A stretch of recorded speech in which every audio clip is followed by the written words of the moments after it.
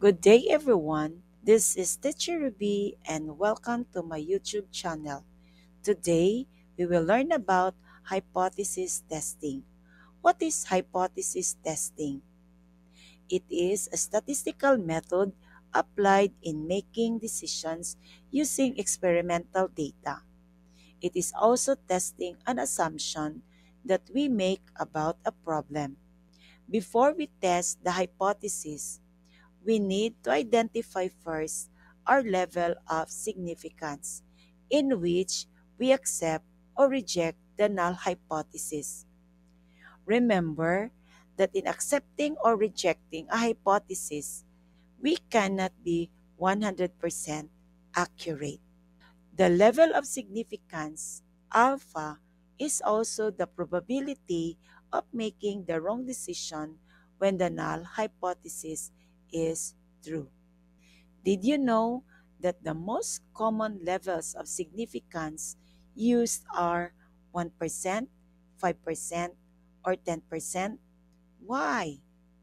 The significance level, like 1%, 5%, or 10%, helps you decide how sure you need to be before you say something is definitely true or important. It's like setting a risk limit. If you set a 1% significance level, you're being extra careful. This is often used in really important studies like medical research. A 5% significance level is a middle ground. You're okay with being wrong 5% of the time. This is the most common level used in many fields because it's a good balance between being careful and finding meaningful results. How about the 10% significance level? It is a little more relaxed.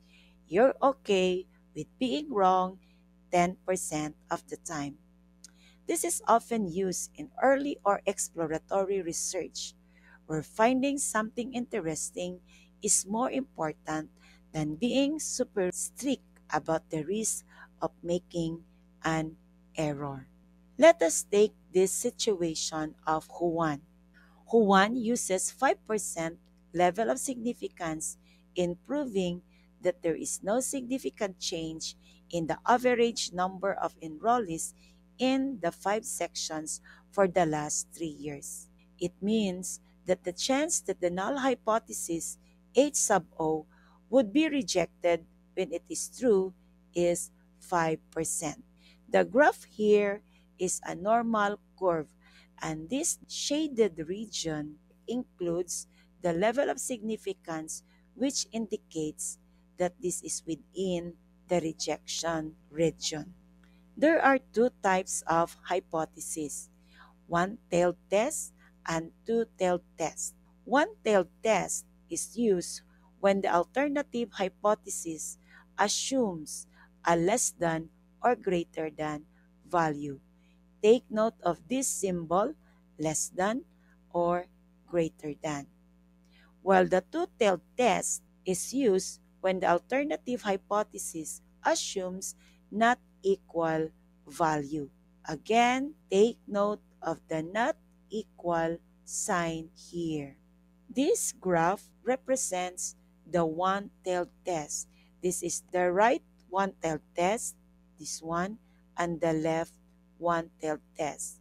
While these two-tailed tests, take note of the significance level where it is divided into two, the first half on the left side and the second half on the right side. Let us solve some problems to illustrate the two-tailed test. Let's read. The enrolling officer believes that the average number of enrollees this school year is not the same as the previous school year. So let us represent mu be the average number of enrollees this year, and mu sub O be the average number of enrollees last year. So this is now our null hypothesis. Mu is equal to mu sub O. Then alternative hypothesis mu not equal with mu sub O. Remember, if H sub A uses not equal, then we are going to use a two-tailed test. Okay, this is again the graph or the normal curve that represents two-tailed test. How about the one-tailed test? Let's read again the problem. The enrolling officer believes that the average number of enrollees this school year is less than the previous school year. Take note of the phrase here, less than. If we're going to use the less than, our alternative hypothesis is different. So it would say that mu is less than mu sub O. Remember, if alternative hypothesis uses greater than or less than, then we are going to use a one-tailed test. Since the HA is less than, then we are going to use the one-tailed test left as illustrated or shown in the normal curve where the shaded region is on the left.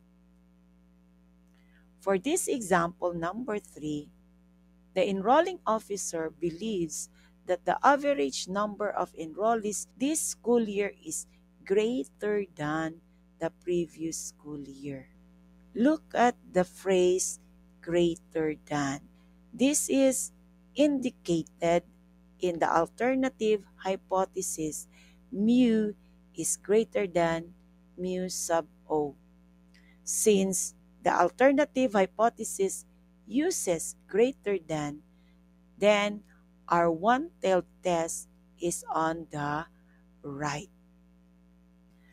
Let us try to answer these following exercises. Determine if one-tailed test or two-tailed test fits the given alternative hypothesis. We have number 1, the mean weight of grade 10 students is less than 45 kilograms.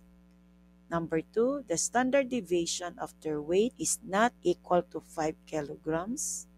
Number 3, the male grade 6 and grade 10 students differ in weight on average. Number 4, the proportion of senior male students' weight is significantly higher than that of the senior female students. Number 5, the average grade of grade 12 students in statistics is lower than their average grade. Just simply write one-tailed test left, one-tailed test right, and two-tailed test.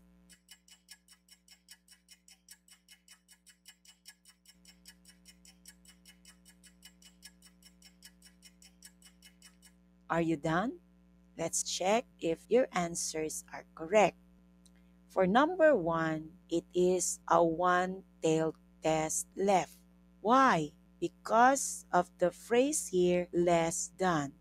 For number 2, it is a two-tailed test. Why? Because of the phrase not equal. For number 3, again, it is two-tailed test. Take note of the word differ. And for the number 4, it is one-tailed test on the right because it uses the phrase higher than. And the last one, number 5, it is one-tailed test left because of the phrase here used, which is lower than. For more questions, you may write on comment box below. But don't forget to click like, share, and subscribe to be notified for my next new video.